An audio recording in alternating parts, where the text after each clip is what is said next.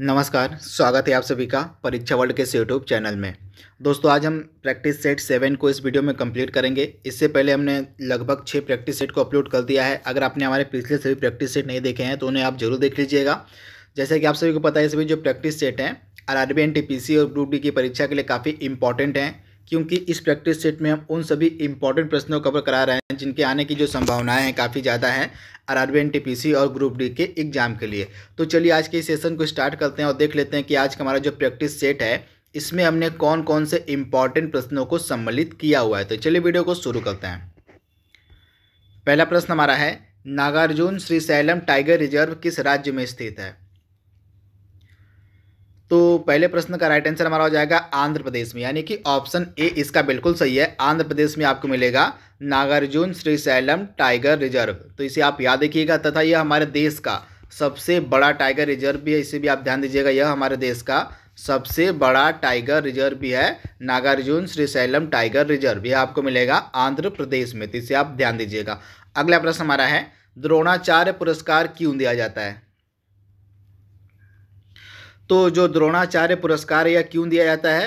तो यह जो द्रोणाचार्य पुरस्कार है यह दिया जाता है खेलों में उत्कृष्ट प्रदर्शन के लिए। तो आप इसे ध्यान दीजिएगा, खेलों में उत्कृष्ट प्रदर्शन के लिए जो है यह पुरस्कार दिया जाता है, द्रोणाचार्य पुरस्कार। यानी कि ऑप्शन जो इसका ए है बिल्कुल सही है।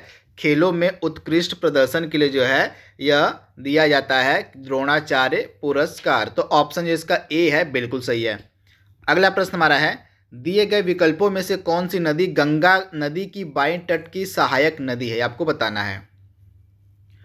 तो दिए गए ऑप्शंस में से कौन सी नदी है जो गंगा में आके बाईं ओर से मिल जाती है? तो बाईं ओर से मिलने वाली नदियों में जो है प्रमुख नदी है महानदी। यानी कि ऑप्शन जो इसका है आपका क्या सही हो जाएगा? ऑप्शन जो आपका सी है बिल्कुल सही हो जाएगा। जो महानदी है यह गंगा में आकर किस तरफ से मिलती है? तो बाईं तरफ से मिलती है। वहीं अगर यमुना नदी की बात करें तो यह यमुना जो है यह गंगा में आकर दाएं तरफ से मिलती है, तथा यह गंगा की सबसे बड़ी सहायक नदी है यमुना। तो इसे भी आप ध्यान दीजिएगा। अगला प्रश्न हमारा है, आर्टिकल 17 यानी कि अनुच्छेद 17 का जो संबंध है निम्नलिखित में से किससे है? तो जो आर्टिकल 17 है इसका संबंध किससे है? तो यह जो आर्टिकल 17 है इसका संबंध है समानता के अधिकार से। यानी कि जो राइट टू इक्वलिटी दिया गया हमारे फंडामेंटल राइट्स में, तो राइट टू इक्वलिटी के अंतर्गत आता है जो आर्टिकल 17 है। तथा यह आर्टिकल 17 क्या कहता है, किससे संबंधित है? तो यह जो आर्टिकल 17 है यह संबंधित है अस्पृश्यता के उन्मूलन से। तो ऑप्शन जो इसका ए है बिल्कुल सही हो जाएगा। जो आर्टिकल 17 है यह समानता के अधिकार के अंतर्गत आता है, तथा इसमें क्या बताया गया है आर्टिकल 17 में? इसमें बताया गया है अस्पृश्यता का उन्मूलन। तो इसे आप ध्यान दीजिएगा। अगला प्रश्न हमारा है, निम्न में से किसकी आत्मकथा का नाम एस अगेंस्ट ऑड है? तो इसमें से किसकी आत्मकथा का नाम है एस अगेंस्ट ऑड है? तो यह जो आत्मकथा है यह जो ऑटोबायोग्राफी यह मिलेगी आपकी सानिया मिर्जा की। यानी कि ऑप्शन जो इसका बी है बिल्कुल सही है। सानिया मिर्जा की ऑटोबायोग्राफी का नाम है एस अगेंस्ट ऑड्स। अगला प्रश्न हमारा है, रोवर्स कप का संबंध निम्नलिखित में से किस खेल से है? तो जो रोवर्स कप है इसका संबंध निम्नलिखित में से किस खेल से है? तो रोवर्स कप जो है यह संबंधित है फुटबॉल से। यानी कि ऑप्शन बी इसका बिल्कुल सही है। जो फुटबॉल है उसी से संबंधित एक कप है जिसका नाम है रोवर्स कप। तो आप इसे ध्यान दीजिएगा। अगला इंपॉर्टेंट प्रश्न हमारा है, नागरिकों के लिए समान नागरिक संहिता जिसको हम कहते हैं यूनिफॉर्म सिविल कोड का संबंध किस अनुच्छेद से यानी कि आर्टिकल से है? तो यूनिफॉर्म सिविल कोड का संबंध किस आर्टिकल से है? तो आर्टिकल 44 यानी कि अनुच्छेद जो 44 है इसके अंतर्गत रखा गया है समान नागरिक संहिता यानी कि यूनिफॉर्म सिविल कोड। तथा यह आर्टिकल जो 44 किसके अंतर्गत आता है? तो यह आता है डीपीएसपी के अंतर्गत। डीपीएसपी यानी कि राज्य के जो नीति निर्देशक सिद्धांत उसी के अंतर्गत रखा गया है आर्टिकल 44 को। तो इसे आप ध्यान दीजिएगा। अगला प्रश्न हमारा है, भारत के राष्ट्रपति किसको अपना इस्तीफा देते हैं? तो भारत के जो राष्ट्रपति होते हैं वे अपना इस्तीफा किसको देते हैं? तो ये उपराष्ट्रपति को अपना इस्तीफा देते हैं, और वहीं उपराष्ट्रपति जो होता है अपना इस्तीफा भारत के राष्ट्रपति को देता है। तो दोनों आपको याद रखना है, भारत का राष्ट्रपति अपना इस्तीफा उपराष्ट्रपति को देता है और उपराष्ट्रपति जो है अपना इस्तीफा जो है राष्ट्रपति को देता है। तो इसे आप ध्यान दीजिएगा। अगला प्रश्न हमारा है, मराठा साम्राज्य के संस्थापक कौन थे?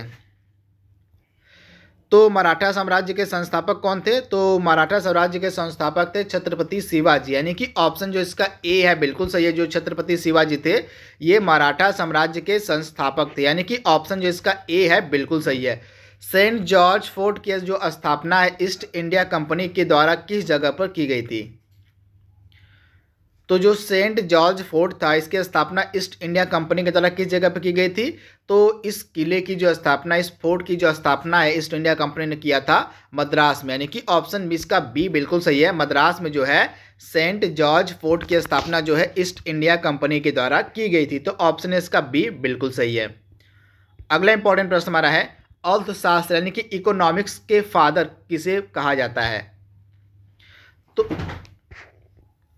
तो अर्थशास्त्र का जनक किसे कहा जाता है? तो अर्थशास्त्र का जो जनक है यह कहा जाता है एडम स्मिथ को, यानी कि ऑप्शन जो इसका ए है बिल्कुल सही है। एडम स्मिथ को जो है अर्थशास्त्र का जनक कहा जाता है, तो ऑप्शन जो इसका ए है बिल्कुल सही है। वहीं आपको पता होगा जो कौटिल्य थे जिनको चाणक्य के नाम से हम जानते हैं, इनके द्वारा एक पुस्तक भी लिखी गई थी जिसका नाम था अर्थशास्त्र, तथा यह पुस्तक जो लिखी गई थी कौटिल्य के द्वारा अर्थशास्त्र, इसका विषय क्या था? तो यह जो पुस्तक लिखी गई थी अर्थशास्त्र यह पॉलिटिक्स यानी कि राजनीति पर आधारित थी, तो इसे आप याद रखिएगा। अगला प्रश्न हमारा है गरीबी हटाओ का जो नारा था यह कौन सी पंचवर्षीय योजना के तहत दिया गया था? तो गरीबी हटाओ का जो नारा था यह कौन सी पंचवर्षीय योजना के तहत दिया गया था? तो जो 5वीं पंचवर्षीय योजना थी इसी के तहत जो है गरीबी हटाओ का नारा दिया गया था, तथा उस समय हमारे देश के प्रधानमंत्री कौन था? तो इंदिरा गांधी जो थी उस समय हमारे देश की प्रधानमंत्री थी, तथा इन्हीं के द्वारा जो है गरीबी हटाओ का नारा दिया गया था। अगला प्रश्न हमारा है नाबार्ड की जो स्थापना है कब की गई थी? तो नाबार्ड की जो स्थापना यह की गई थी 12 जुलाई 1982 को, आप ध्यान दीजिएगा 12 जुलाई 1982 को जो है नाबार्ड की स्थापना की गई थी। इसका जो हेडक्वार्टर आपको मिलेगा मुंबई में। कहाँ पे? मुंबई में नाबार्ड का हेडक्वार्टर मिलेगा, तथा नाबार्ड के वर्तमान में प्रमुख कौन है? तो चिंतला गोविंदा राजुलू। कौन है? तो चिंतला गोविंदा राजुलू जो हैं ये वर्तमान में क्या है? तो वर्तमान में नाबार्ड के प्रमुख हैं, तो आप ध्यान दीजिएगा। अगला इंपॉर्टेंट प्रश्न हमारा है भारत में प्रथम नियमित जनगणना किस वर्ष की गई? तो भारत में जो पहली नियमित जनगणना थी यह किस वर्ष प्रारंभ की गई थी? तो 1881 ईस्वी में, यानी कि ऑप्शन जो इसका बी था बिल्कुल सही था। उस समय भारत का जो वायसराय था कौन था? तो लॉर्ड रिपन। कौन था? तो लॉर्ड रिपन के द्वारा जो है 1881 ईस्वी में भारत में प्रथम नियमित जनगणना कराई गई थी, तो इसे आप ध्यान दीजिएगा। अगला इंपॉर्टेंट प्रश्न हमारा है VAN यानी कि वैन का पूरा नाम क्या है? तो वैन का पूरा नाम क्या होता है? तो वाइड एरिया नेटवर्क, यानी कि ऑप्शन जो इसका है आपका ए बिल्कुल सही हो जाएगा। वाइड एरिया नेटवर्क जो होता है यह वैन का पूरा नाम होता है। अगला प्रश्न हमारा है VPN का पूरा नाम। तो VPN का पूरा नाम क्या होता है? तो वर्चुअल पर्सनल नंबर, यानी कि ऑप्शन जो इसका ए है बिल्कुल सही है। VPN का पूरा नाम होता है वर्चुअल पर्सनल नंबर, यानी कि ऑप्शन ए। अगला प्रश्न हमारा है लेग बिफोर विकेट यानी कि LBW शब्द का संबंध है किस खेल से है? तो जो लेग बिफोर विकेट शब्द है इसका जो संबंध है यह किस खेल से है? तो इसका संबंध है क्रिकेट से, यानी कि ऑप्शन जो ए है इसका बिल्कुल सही, क्रिकेट से संबंधित है यह शब्द। तथा क्रिकेट का जो अगला विश्व कप होगा 50-50 ओवर का 2023 में होगा, तथा यह कहाँ पे आयोजित किया जाएगा? तो यह भारत में आयोजित किया जाएगा। तथा क्रिकेट की सबसे उच्च गवर्निंग संस्था कौन सी है? तो ICC जो है क्रिकेट की सबसे सर्वोच्च संस्था है, तथा ICC का हेडक्वार्टर आपको मिलेगा दुबई में, तो इसे भी आपको याद रखना है। अगला प्रश्न हमारा है पद्मनाभा स्वामी मंदिर किस राज्य में स्थित है? तो पद्मनाभा स्वामी मंदिर किस राज्य में मिलेगा आपको? तो यह मिलेगा आपको केरल में, यानी कि ऑप्शन बी इसका बिल्कुल सही है। पद्मनाभा स्वामी मंदिर जो है यह आपको मिलेगा केरला में। अगला प्रश्न हमारा है ब्रिक्स जो 5 देशों का समूह है ब्रिक्स, इसमें सी का अर्थ क्या होता है? मतलब सी से कौन सा देश है? तो जो ब्रिक्स है इसमें 5 देश हैं। बी से ब्राजील आपका हो गया, आर से रसिया, आई से इंडिया, सी से चाइना और एस से साउथ अफ्रीका, तो आप इसे ध्यान दीजिएगा। तथा ब्रिक्स की जो 2020 की बैठक हुई थी यह रसिया में आयोजित की थी। कहाँ पे? तो 2020 में जो है ब्रिक्स देशों की जो बैठक थी यह रसिया में आयोजित की गई थी। तथा ब्रिक्स बैंकों का एक मतलब ब्रिक्स देशों का जो बैंक है उसको हम कहते हैं क्या? New development bank. क्या कहते हैं?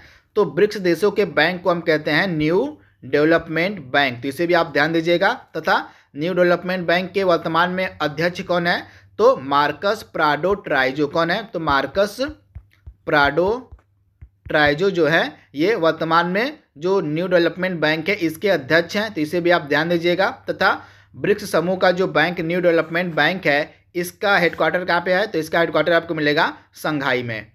अगला प्रश्न हमारा है, उत्तोलक का सिद्धांत मतलब इसकी खोज किसके द्वारा की गई थी। तो उत्तोलक के सिद्धांत की जो खोज है किसके द्वारा की गई थी, तो आर्किमिडीज के द्वारा, यानी कि ऑप्शन ए इसका बिल्कुल सही है। उत्तोलक के सिद्धांत की जो खोज है यह आर्किमिडीज के द्वारा की गई थी। अगला इंपॉर्टेंट प्रश्न हमारा है, गाजर का जो रंग होता है वह किसकी मौजूदगी के कारण होता है।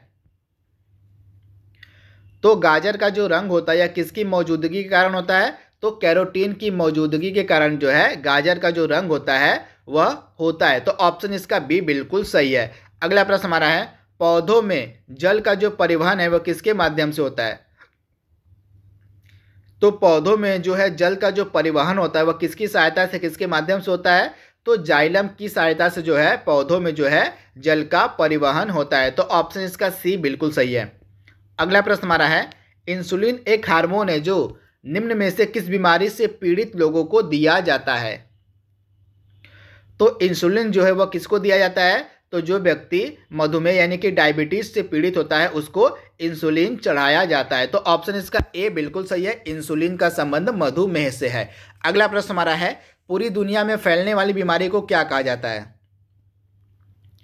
तो पूरी दुनिया में फैलने वाली बीमारी को हम कहते हैं एपिडेमिक यानी कि महामारी, यानी कि ऑप्शन ए इसका बिल्कुल सही है। जो बीमारी पूरी दुनिया में फैल जाती है उसको हम महामारी के नाम से जानते हैं। अगला प्रश्न हमारा है, बीसीजी के टीके में जो है जी का मतलब क्या होता है। तो बीसीजी के टीके में जो जी का मतलब होता है वो होता है ग्यूरेन। क्या होता है, बीसीजी के टीके में जो होता है जी का मतलब क्या होता है, तो बीसीजी के टीके में जी का मतलब होता है ग्यूरेन, यानी कि ऑप्शन जो इसका है बी बिल्कुल सही, आप इसे ध्यान दीजिएगा। बीसीजी का जो टीका होता है इसमें जी का मतलब होता है ग्यूरेन। अगला इंपॉर्टेंट प्रश्न हमारा है, निम्न में से कौन सी जो संस्था है वह 2019 में अपनी स्थापना की 100वीं वर्षगांठ मनाएगी। मतलब वह कौन सी संस्था जिसके द्वारा वर्ष 2019 में उसने अपनी स्थापना की 100वीं वर्षगांठ मनाई है, तो यह संस्था है ILO यानी कि इंटरनेशनल लेबर ऑर्गेनाइजेशन, जिसको हिंदी में कहते हैं हम अंतर्राष्ट्रीय श्रम संगठन, जिसने 2019 में अपने स्थापना के 100 वर्ष पूरे कर लिए हैं। तो ऑप्शन जो इसका सी है बिल्कुल सही है, इंटरनेशनल लेबर ऑर्गेनाइजेशन। अगला प्रश्न हमारा है, हाल ही में किस देश ने अपनी राजधानी का नाम अपने पूर्व राष्ट्रपति के नाम पर रखा है। तो वह कौन सा देश है जिसने अपनी राजधानी का नाम अपने देश के पूर्व राष्ट्रपति के नाम पर रखा है, तो यह देश है कजाकिस्तान। तथा इसके एक राष्ट्रपति थे जिनका नाम था नूर सुल्तान। यह काफ़ी लंबे समय थे, जो उस समय काफ़ी लंबे समय तक ये कजाकिस्तान के राष्ट्रपति थे, जिनका हाल ही में निधन भी हो गया था। तथा इनका नाम था नूर सुल्तान। तथा इन्हीं के सम्मान में जो है कजाकिस्तान ने जो है अपने देश की राजधानी का नाम जो है नूर सुल्तान रख दिया। तो अब कजाकिस्तान की राजधानी का नाम क्या हो गया है, नूर सुल्तान। तो आप इसे ध्यान दीजिएगा। अगला प्रश्न हमारा है, विश्व दलहन दिवस कब मनाया जाता है। तो प्रतिवर्ष जो है विश्व दलहन दिवस मनाया जाता है 10 फरवरी के दिन, यानी कि ऑप्शन इसका बी बिल्कुल सही है। प्रतिवर्ष जो है 10 फरवरी के दिन जो है क्या मनाया जाता है, तो 10 फरवरी के दिन प्रतिवर्ष विश्व दलहन दिवस मनाया जाता है।